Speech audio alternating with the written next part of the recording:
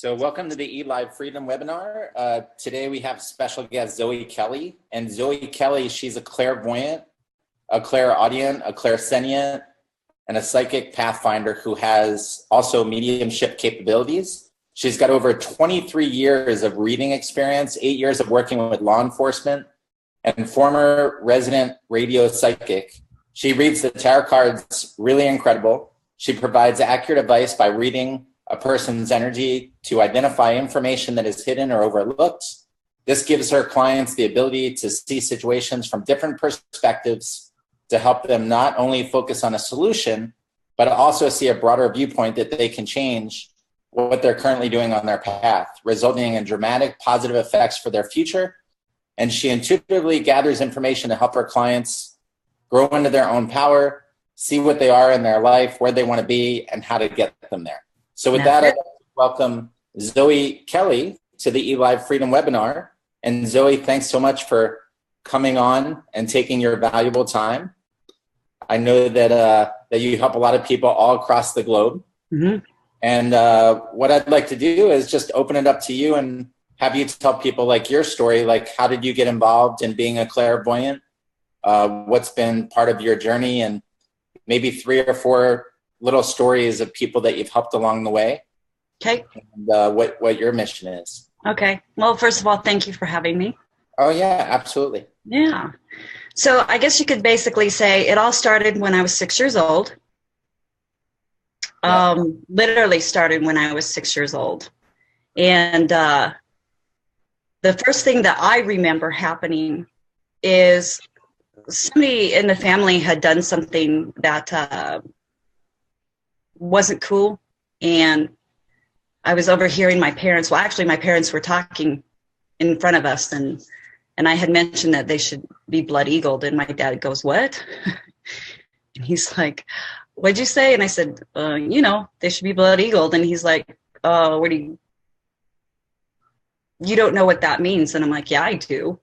And he's like, "Well, how could you possibly know what that means?" And you got to remember, this is like way back in the 70s. We didn't have internet, nothing, didn't watch violent movies, stuff like that. I mean, I think the most violent thing you could watch on the TV was Wild Kingdom at that point, watching the lion take down the deer. But he says, "How do you know about that?" And I said, "I just know." And I started remembering past lives and things like that. And then at night when I would go to bed, I would see those who have crossed over in my bedroom.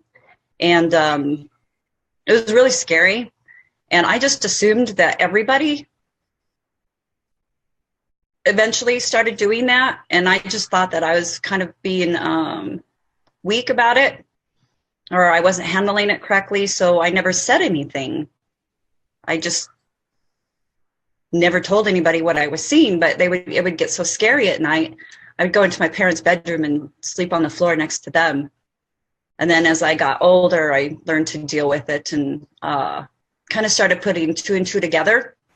My friends would come to me for advice and I'd tell them stuff, and then they'd come back and say, "Well, what you said happened." And I was like, "Oh, okay, cool." And then I started researching it more and more and more. And then I started realizing, oh, okay. And then that's when my dad started telling me that my great-grandmother was a psychic and a healer.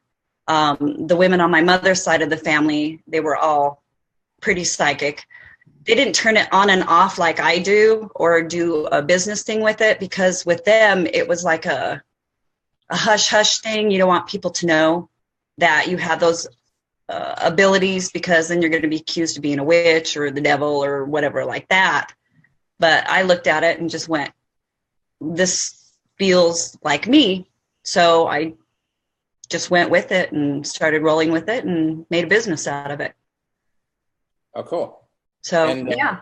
And you worked for law enforcement too. Maybe tell us a little bit about that. I did for 8 years. The very first case I was ever put on was a kidnapping of the child, and that resulted in getting the child back. The second case was a bank robbery, and it was really funny because that particular station that I worked with, it really freaked them out, because they're like, "Well, we had a bank robbery here, and And what do you think? And I'm like, well, I'm feeling around this date and around this place that another bank is going to get hit. And sure enough, like I was only off like a block, but I was dead on with the day. And they actually freaked out on me and got scared. So, and then I got a bunch of cold cases, and I started working those and was really successful with those. And like I always told the detectives that I worked with, I'm only as good as the detective that I work with because I need somebody who believes in me and who listens to me. And I was actually lucky enough to get hooked up with a detective that grew up in a haunted house. Oh, that's so he was like, oh no, I'm way more than open with this stuff. And we really were quite the team, and was able to do quite a bit. So that was fun. But after a while, it is a very dark job. So after, not only after doing that, but during that time, I really learned to appreciate law enforcement and the crap that they deal with. And, a lot of people say, well, cops are mean and crappy. And really what they are is they've just dealt with so much darkness. Yeah. There's a big part of them that shuts down. And, you do bring that work home. Like when I would work on, especially homicide cases, the spirits of the victims would wake me up at night and stuff like that. So that was something that I had to acclimate myself to. Right. But it was really crazy because it's really amazing to meet someone who's already on the other side that you've never met in your life. And it's like you just have friends on the other side. It's really amazing. I remember one night I woke up and there was a police officer standing at my door in full stance, and he was watching over me. And it just so happened to be one of the officers that were shot and killed with one of the agencies that I'd worked with. And he would watch over me at night. Wow. Yeah, it was pretty amazing. And how I got to meet him is I went to the graveyard to kind of hook more into the victim. Yeah. And ironically, I found out that he was buried not too far from where the victim was buried. And so I went over and just kind of spoke to him and told him sorry what happened. And from that moment on, it was like we had a connection. And from that moment on, he would watch over me at night. Wow. So I get very special things like that. Cool. And like, as far as the people, because I'm sure you've worked with a lot of interesting people from around the world. Yes. What kind of stuff, like, I don't know, maybe one of your successful clients, like, what have they seen by working with you, and as far as gaining insights on their direction, or maybe? Well, I've had a lot of people come to me that they're like, I'm in school, but I'm not happy with what I'm doing. And I feel really lost, like I've made a mistake, and I can hook in and go, well, I really feel very strong medical here. Right. And they usually go, well, that's kind of funny because I've been thinking about that. And then I'll look at it and, see what type of, sometimes like if they show me a baby, then I know that maybe that they're going to be working with preemies or, in the natal unit, neonatal unit or whatever. But I'm able to help guide them to where it is that they need to go and help them get through it. Also, people will call me and just say, hey, I'm having tons of problems with my boss. I don't understand what's going on. He's treating me horrible. What's going on? And so I take the first name of him, and then I can feel him out and see what's going on and why he is what he is. And then I can also guide them and go, well, when you work with them, this is the energy that you run in with. And so it will be a lot smoother. Right. And